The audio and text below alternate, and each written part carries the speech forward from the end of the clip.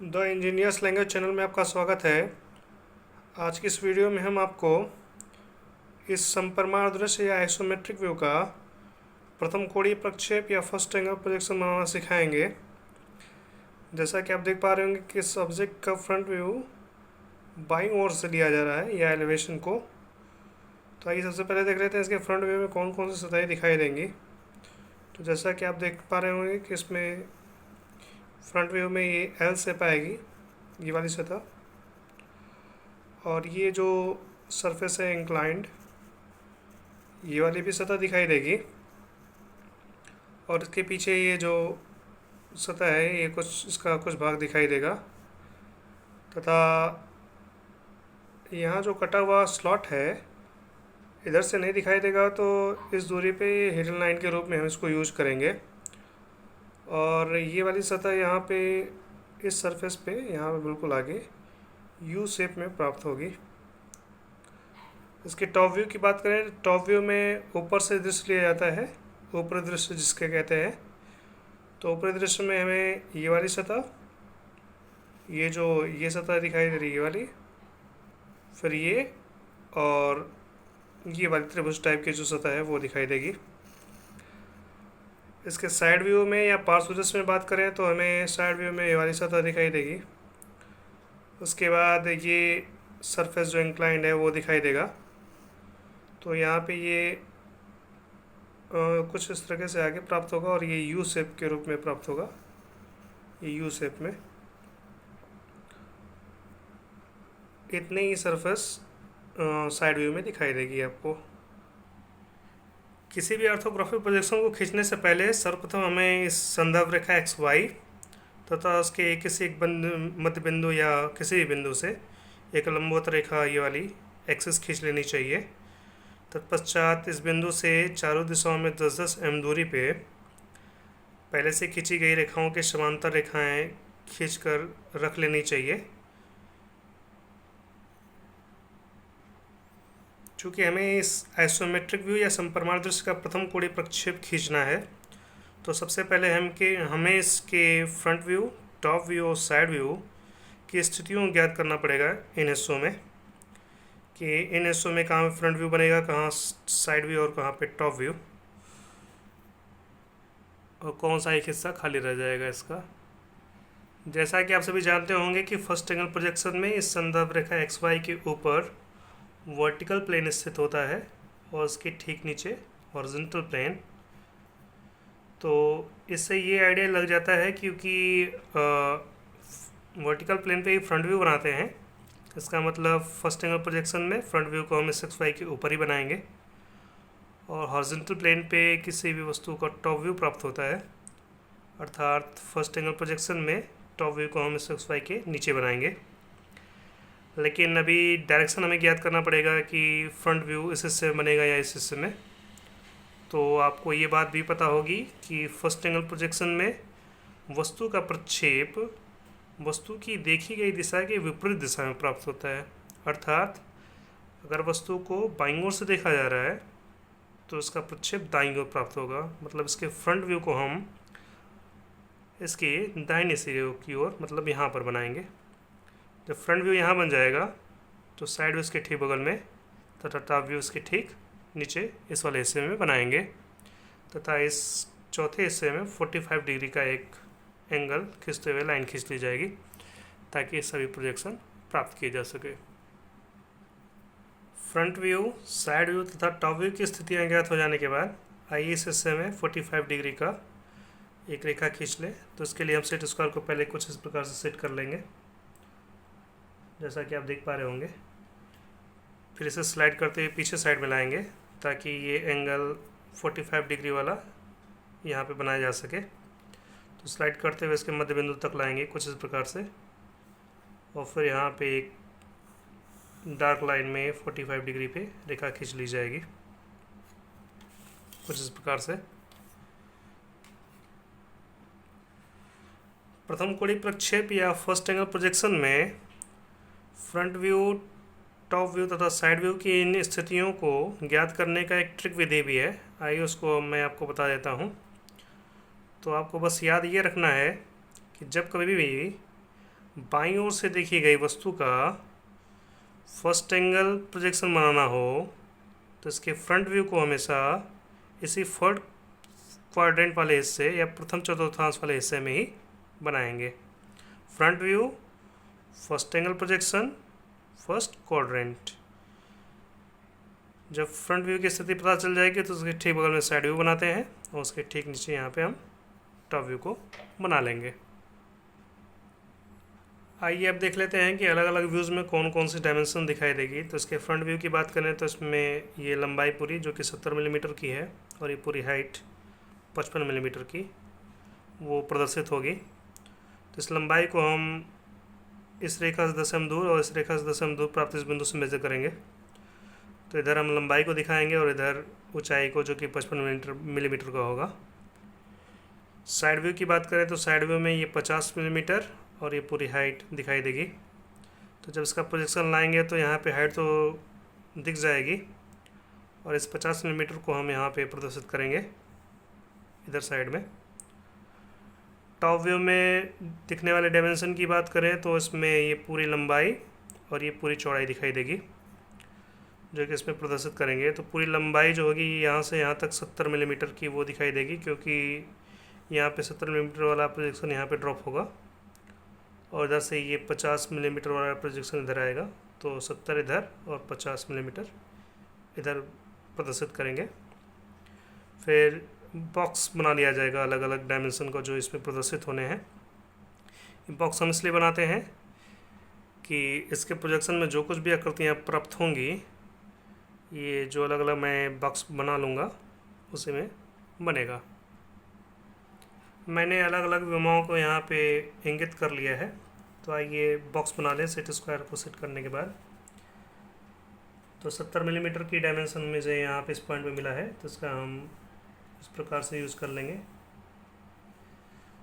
फिर side view में ये जो 50 मिलीमीटर दिखाई देना है तो मैंने इसको यहाँ से यहाँ तक मेज़र कर लिया है। तो इसको हम कुछ इस प्रकार से खींच लेंगे।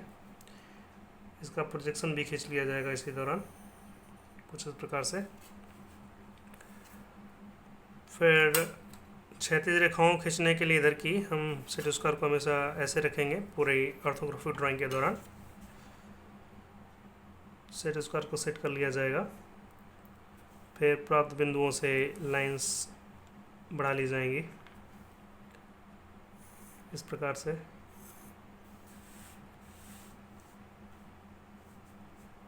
फिर ये जो प्रोजेक्शन ड्रॉप हुआ है उस पॉइंट से हम प्लान में या टॉप व्यू में इसका यूज़ कर लेंगे यहाँ पे। तो इसके प्रोजेक्शन में जो कुछ भी आकृतियाँ मिलेगी हमें इन्हीं तीनों बॉक्स के अंदर में प्राप्त हो पाएंगी। तो आइए ड्राइंग की शुरुआत करते हैं।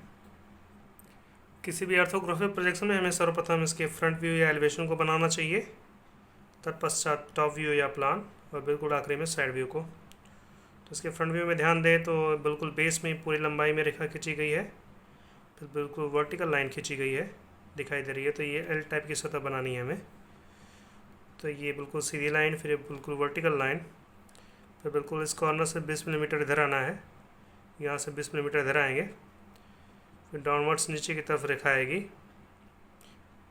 डाउनवर्ड्स रेखा लाएंगे। फिर इस कॉर्नर पे अगर ध्यान दें तो यहाँ से 25 मिलीमीटर ऊपर जाना है, इस कॉर्नर से 25 मिलीमीटर ऊपर जाना है। फिर पहले से खींची गई रेखा की समांतर रेखा खींचनी है।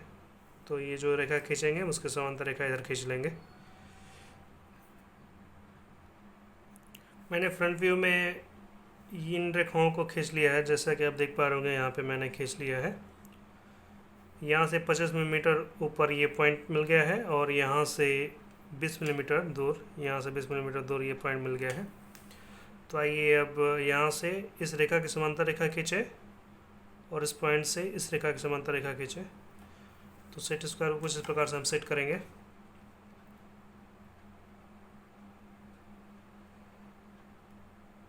सेट करने के बाद यहाँ पे डाउनवर्ड्स नीचे की तरफ रेखाएं बढ़ा ली जाएंगी। तो इसका प्रोजेक्शन लाइन भी नीचे यूज करना पड़ता है, तो उसको नीचे तक बढ़ा लेंगे।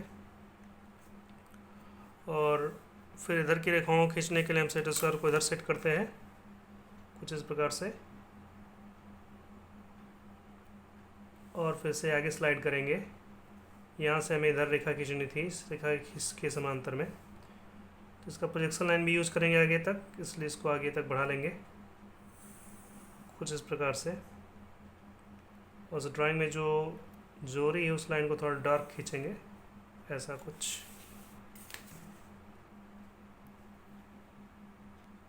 फ्रंट व्यू में और ध्यान दे तो इधर से अगर प्रोजेक्शन आप लेंगे तो इस पूरा ऊपर मटेरियल ये जो आगे तक पूरी लंबाई में है, इसकी वजह से प्रोजेक्शन में ही यहाँ पे बिल्कुल सीधी लाइन आएगी। फिर इस एज की वजह से यहाँ पे एक सीधी लाइन वर्टिकल भी आ जाएगी, तो इस रेखा को पूरा यहाँ तक खींचा जाएगा और इसको आगे तक बढ़ा लिया जाएगा यहाँ पे। और ये जो रेखा आपको दिख पा रही है, ये पूरी लंबाई अगर 55 थी तो इसमें से 25 घटाएंगे तो ये 30 बचेगा, 30 में से ये 15 घटेगा, तो ये 15 मिलीमीटर पे एक समांतर रेखा पहले से खींची गई रेखा के समांतर खींची जाएगी यहाँ पे, यहाँ से 15 मिलीमीटर ऊपर पे। तो ये थोड़ा कंप्लीट करते हैं इसे। फ्रंट व्यू प्राप्त होने वाली ये जो प्रोजेक्शन है, इसे हमें ज्ञात करने के लिए इसके टॉप व्यू को बनाना पड़ेगा। तो आइए पहले इसके टॉप व्यू को बना लें, फिर बाकी यहाँ के जो शेष ड्राइंग है उसको कंप्लीट किया जाएगा। उसको कंप्लीट करने के लिए पहले हमें टॉप व्यू को खींचना ज़रूरी है। तो टॉप व्यू पे अगर ध्यान दें तो अगर आप यहाँ पे खड़े हैं तो सबसे पहले ये त्रिभुज वाला सरफेस दिखाई देगा जो इसकी दाहिनी साइड में है। इस वाले जो प्रोजेक्शन है इसकी वजह से यहाँ वाले जो प्रोजेक्शन है इस हिस्से में यहाँ पे दाहिनी ओर बनाया जाएगा। तो बिल्कुल ये बेस वाली लाइन और ये फिर वर्टिकल लाइन, ये लाइन यहाँ पे और ये लाइन बिल्कुल वर्टिकल। फिर ये कॉर्नर आपस में मिला दिया जाना है त्रिभुज इस टाइप से। और प्रोजेक्शन में और आगे ध्यान देंगे ऊपर तो ये बिल्कुल एज बार की ये दिखाई देगी, यहाँ तक कंप्लीट किया लिया जाएगा। और ये वाला बाहर का सिरा पीछे साइड का, ये वाला भी पूरा कंप्लीट किया जाएगा। और इधर पूरा मटेरियल ये पूरा भरा हुआ है, इसलिए इसका जब भी टॉप व्यू लेंगे तो यहाँ पे बिल्कुल सीधी लाइन आएगी प्रोजेक्शन के रूप में।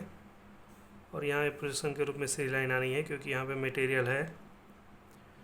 तो ये पूरा बॉक्स आयत के रूप में और फिर यहाँ पे त्रिभुजाकार आकृति बनेगी। तो आइए बना लेते हैं इतना। इसके टॉप व्यू में और आगे ध्यान दें तो इस कॉर्नर से 10 mm दूर इस रेखा के पैरेलल लाइन खींची जाएगी। यहाँ से 10 mm दूर पैरेलल लाइन खींची जाएगी और बिल्कुल आखिरी सिरे से यहाँ से 10 mm दूर प्राप्त इस बिंदु से पहले से खींची गई रेखा की समांतर रेखा खींची जानी है। तो यहाँ से 10 mm दूर इस रेखा की समांतर रेखा खींचेंगे तो ये आकर यहाँ मिलेगा और ये वाला लाइन यहाँ पर आकर मिलेगा। इन रेखाओं खींचने के लिए हम सेट स्क्वायर को कुछ इस प्रकार से सेट कर लेंगे।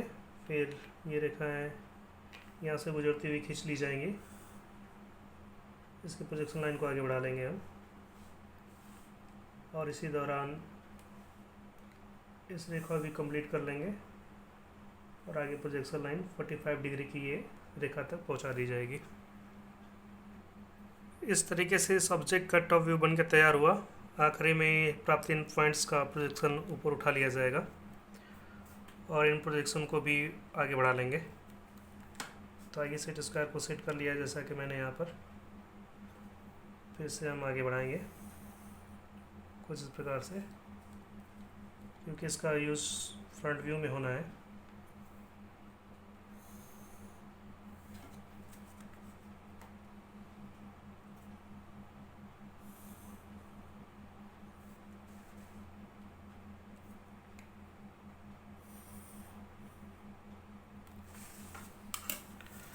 जैसा कि आप देख पा रहे होंगे फ्रंट व्यू में ये जो शेप मिलना है, ये जो तिरछी आकृति थी ये वाली, इसकी वजह से मिलना था। तो यहाँ पे बिल्कुल सीधी लाइन आएगी इस एज की वजह से। और इस कॉर्नर जो त्रिभुजाकार आकृति थी इस एज की वजह से यहाँ पे सीधी लाइन आनी है फ्रंट व्यू में इधर के। तो इसका रेफरेंस लेंगे और यहाँ पे सीधी लाइन आएगी। और ये रेखा जो है पहले से खींची गई रेखा के समांतर ये घूम करके लगभग यहाँ पे इस वाली सतह पे आके दिखेगा। तो यहाँ से 15 mm नीचे यहाँ पे रेखा खींच ली जाएगी। तो ये कंप्लीट करते हैं इसे। मैंने यहाँ से 15 मिलीमीटर नीचे पॉइंट प्राप्त कर लिया है। इसको फिर हम कंप्लीट कर लेंगे ये वाला बेस वाली लाइन। फिर इसका हम प्रोजेक्शन आगे बढ़ा लेंगे जो कि साइड व्यू में काम आएगा। तो ये जो यू शेप मिलना था फ्रंट व्यू में, इसकी वजह से वो यहाँ पे आपको मिलता हुआ दिखाई दे रहा है। फिर इसके और इसके बीच में जो यहाँ पे जो सतह दिखाई देगी, उसकी वजह से एक आयत दिखाई देगा जो कि यहाँ पे बना हुआ दिखाई दे रहा है आपको। चूँकि ये जो स्लॉट कटा है ये फ्रंट व्यू में इधर से दिखाई नहीं देगा, यहाँ से आखिरी बिंदु तक, तो इसके रेफरेंस में हम यहाँ पे हिडन लाइन यूज़ करेंगे। तो इसके सीध में यहाँ से लेकर यहाँ तक हिडन लाइन खींची जाएगी। तो आइए इसको कंप्लीट कर लें।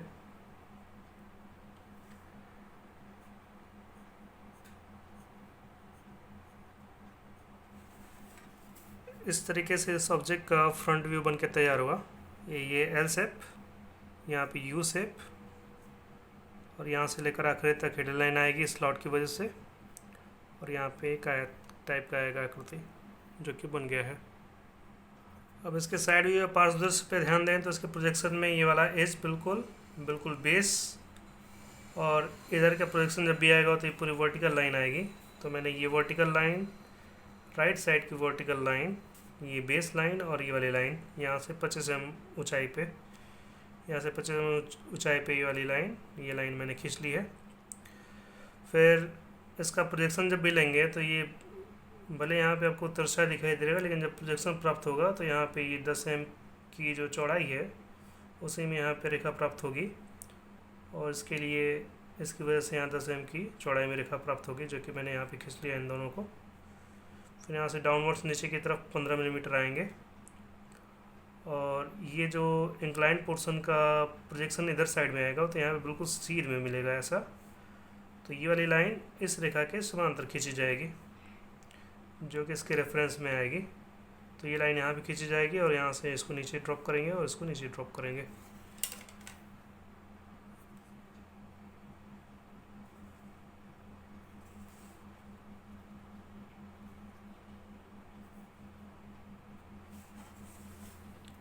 इस तरीके से इसका साइड व्यू बन के तैयार हुआ। ये आकृति यहाँ पे, और इसकी वजह से यू शेप आएगा इस सरफेस पे यहाँ पर बिल्कुल आगे। तो ये यू शेप मिल गया।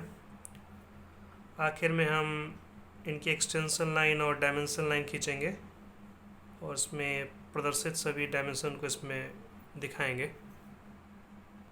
जैसा कि आप देख पा रहे होंगे कि मैंने यहाँ पे सभी एक्सटेंशन लाइन और सभी डायमेंशन लाइन को खींच रखा है। तो आइए इसकी डायमेंशनिंग कर लें। इसमें हम डायमेंशनिंग के लाइन सिस्टम या संरेखी पद्धति को फॉलो करेंगे, जिसमें कि सभी डायमेंशन लाइन के ठीक ऊपर लिखे जाते हैं। तो आइए सभी डायमेंशन को लिख लें। तो ये 70 मिलीमीटर का है पूरा लेंथ, ये 50 का था तो इसे हम 50 यहाँ पे दिखा देंगे। यहाँ से यहाँ तक की दूरी 20 मिलीमीटर थी जो कि यहाँ पे प्रदर्शित किया जाएगा। फ्रंट व्यू में ये पूरी हाइट 55 मिलीमीटर की थी, तो इसको यहाँ पे प्रदर्शित कर लेंगे। ये डायमेंशन और ये डायमेंशन ये 10-10 मिलीमीटर के हैं। यहाँ से ये तक ऊंचाई जो यहाँ पे प्रदर्शित है ये वाली, ये 15 मिलीमीटर की। बिल्कुल बेस से ये वाली हाइट 25 मिलीमीटर की है। इस प्रकार से सभी डायमेंशन यहाँ पे दिखा दिए गए हैं जो कि इसमें प्रदर्शित थे। 70, 55 और 50, 70, 55 और 50, 20, 15, 10, 10, 20, 15, 10 और 10। उम्मीद है कि आपको प्रोजेक्शन बनाने का तरीका समझ में आ गया होगा और आपने बना भी लिया होगा। वीडियो पूरा देखने के लिए शुक्रिया।